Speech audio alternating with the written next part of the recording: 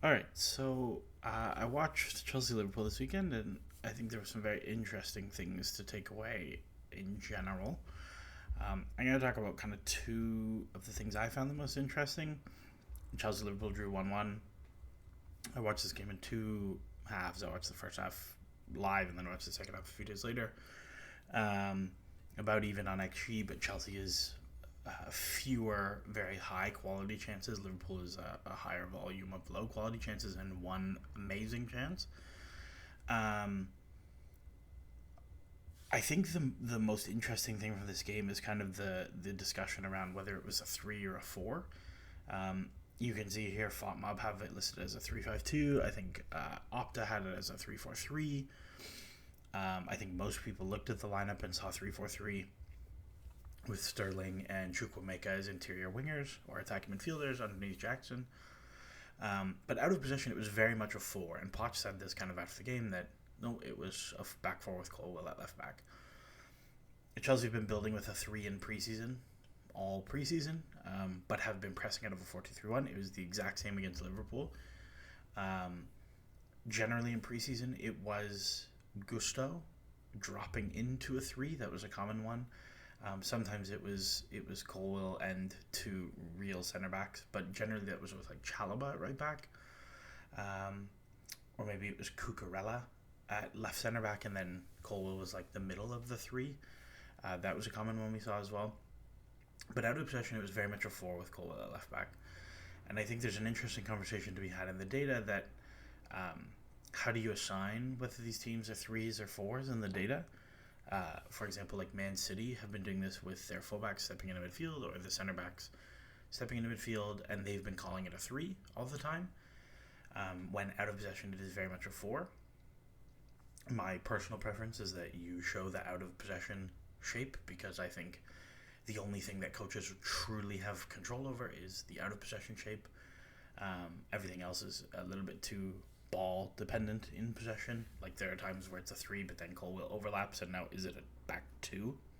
Obviously not. So some interesting discussions there. To me, the two things that were the most interesting were Jackson and Enzo. Um, Disassi, I think it was cool to see how much he lined up with the video scouting, right? Like he was bad at tracking runs off his back shoulder, which is how Liverpool scored, but also he's a great box presence and a great passer, and he scored and was very good. Um, but yeah, Jackson and Enzo are the two most interesting things. So we'll kind of get into the video and we'll talk about what it looks like from there. So before we get started, I think the biggest thing is that Jackson gives Chelsea so much off the ball. And for those who are longtime followers, you will know that I was a huge, and still am really, a huge Havertz stan, mostly because of the work he gave Chelsea off the ball. He was excellent at pinning backlines. He had terrific movement in behind. He did so much work to prep space for others and for himself. And Jackson has picked up right where he left off. So you can see Chelsea's 3, one low fullback, one high fullback or wingback. You have your two interior wingers in Carney and Raheem Sterling, and you've got your double pivot Enzo's rolled out here. Right now, Jackson is doing something called pinning. So this is when a striker or a winger is high. They kind of sit along the last line. And what that does is it pins the defenders in place. So here, by Jackson being between the two center backs, he's pinning 3 players right now. The center backs are stuck marking him. They cannot go out to deal with this interior winger because if Van Dijk here steps out to Raheem Sterling to deal with him, this ball is going over his head to Jackson into channel, and it's death. You're also pinning the 6 because the 6 has to screen your feet. So let's say McAllister here was like, okay, well, I'll deal with Sterling. This pass goes straight into Jackson's feet, and all sorts of dangerous things can happen. So by sitting here, he is pinning 3 players in place. Okay, as we watch, the ball goes wide, and now watch his movement. Everything is at pace, and everything is with intention. So first, he makes the run on the backside of Van Dijk. This pushes Konate deeper. It also pushes Van Dijk deeper. What I want you to recognize is where this opens up space. So if he makes the run on behind, the center back drops, it opens up the big seam between the back line and midfield. This might be a dribble inside, but it's also might be a movement for Raheem Sterling to pop off and link play. This is what happens here. They're able to get behind. And now our attention goes back to Jackson. Okay, so we see he makes the first run to push the line deeper. He's not going to get it, gets himself back onside, and now watch. Spins to the back shoulder of Konate. And this is really, really important, right? If he makes this run in front of Konate, it's so easy to just squeeze him away from the goal and he's not dangerous. Because he makes the run behind Konate, he also draws the attention of the back fullback in Trent, and now we're able to get a 2v1 on him. And you also pull Konate away from dealing with the cross, and he can get to goal, right? He's able to get to the near post first.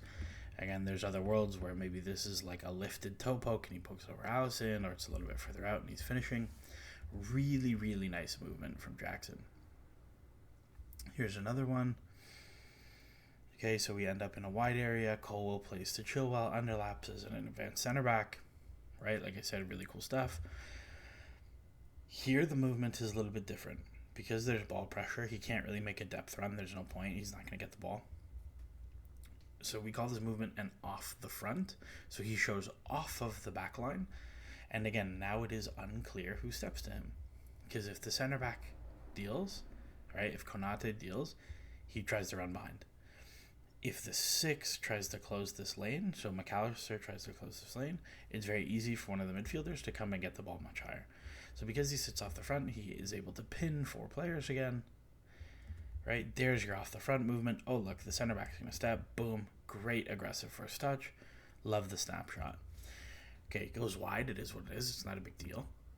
But the movement here to receive off the front, boom, aggressive touch, straight to goal. This was one of my biggest qualms with Havertz as a 9. One of the things that annoyed me the most, and there will be another thing that we'll show later, is he would make this exact movement and he'd be looking to play this pass, which is fine. It's a great pass. But I love that Jackson is so direct to go to goal to get his shot off here. Because again, this is not a super, super high quality chance, but it's like a 0.12, 0.13 XG chance. Those are real chances. They go in all the time, right? Like they go in 10 to 13% of the time. Here's another one, right? Chelsea play out. They break the line. Okay, they end up in a wide area. Still pinning, still pinning, still pinning. Now watch the movement. Okay, first move, hard move to the back shoulder. We already saw this with the clip before. Hard move to the back shoulder. Drags the center back out of the space you want. And then at real time, watch the double move. Hard back post, boom, near post. He creates 3 yards of space just with one step. So we watch again in real time. There you go.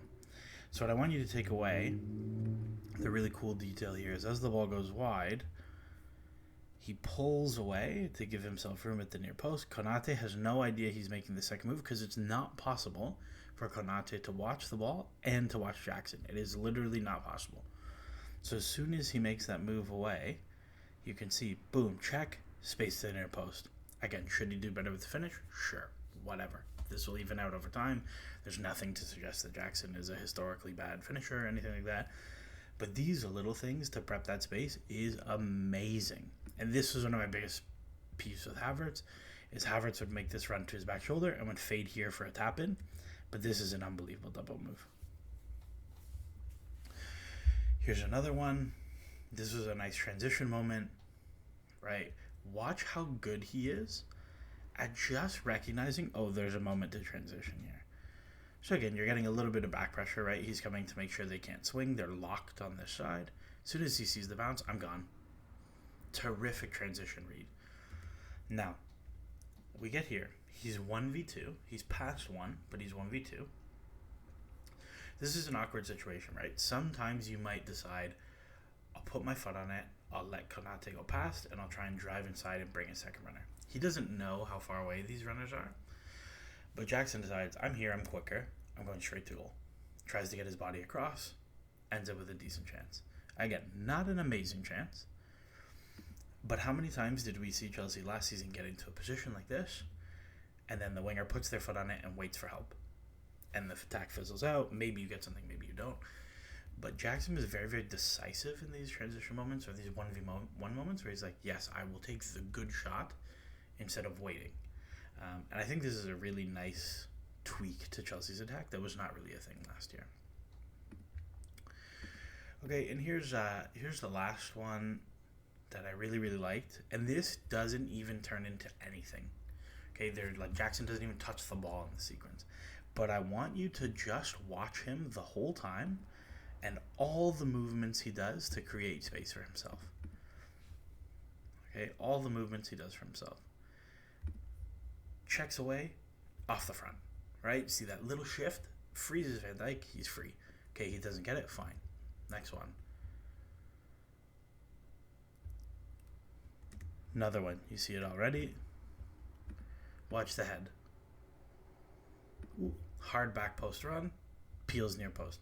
Again, Van Dijk bites every single time because he's so fast. So he checks, Van Dijk bites.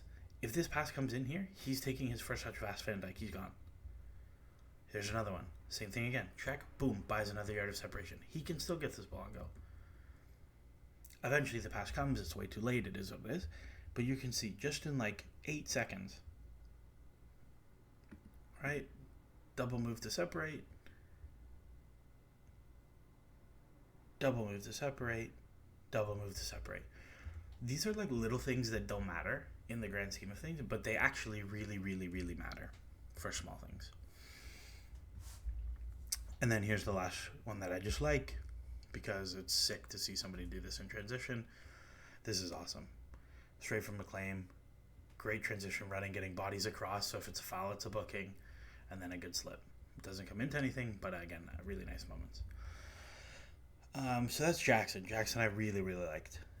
The other thing that I think is really cool is Enzo.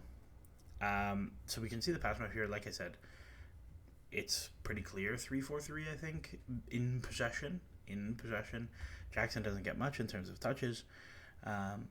But, like, look how involved Enzo is. And this is, I think, the thing that is going to really, really flag up. Dimitri's McClock bot, which is where this plot is from, at Chicago Dimitri. Highly recommend him as a follow and checking out his web app. Again, first off, Jackson, 15 progressive passes received, pretty nice. But also if we look at Enzo Fernandez, 14 progressive passes completed. I think FBref has him at 17. But we can see just truly how involved he was. Again, like, this is a ridiculous pass map. 20% of his passes are progressive. 17 and 15 into the final third, which is just, like, insane numbers. Like, I think last year he averaged 10 in Portugal and then did that again in England. So him being able to do this against Liverpool is crazy. So we're going to look at some passes that I liked because they're pretty and they're fun. So enjoy. Right? Great little bounce around the corner. I thought Sterling and Chukwuemeka actually had very good games in terms of retaining possession with people on their back. That's a separate point. Great swing to the other side. This is maybe my favorite one. This is crazy. Look at this. First time around the corner, boom, into someone to face up. This one, okay, difficult one, but clipped one into the 9. Really nice deck. Here's another one. Okay, we'll play in the air to the wingback. This is what leads to that Jackson chance. First time around the corner. Everything is just like so flawlessly weighted. And always the person can face forward. This one's the different camera angle because the zoom in cuts it off. But like, look at this. This is like perfect to beat the press. 1, 2, 3. You play the low fullback. The 8 rolls out into the space. The fullback is in no man's land. Sure, I'll hit the winger in the channel. Boom. Great pass. Right behind the Chelsea logo. Lovely. Here's another one. Draw pressure, slip. Here's another one. Draw pressure, slip. Not even slip, clip. Here's another one. Draw pressure, whoop, see you later. Slip. Like, this is just nuts. Like, this is a Kevin De Bruyne. This is a Kevin De Bruyne performance. So, I don't really have too much to add on Enzo, other than it was crazy. I think I saw Aaron Maniz Another Canadian Twitter person who's a United supporter call Enzo the second best midfielder in the league behind Kevin De Bruyne. Yeah, I would probably agree. Pretty crazy stuff. Anyways, that is my thoughts on the Liverpool game. Lots of really cool stuff, I think. I am enjoying this season so far. We will see how things look with all the new transfers coming in. And with that, thank you and goodbye.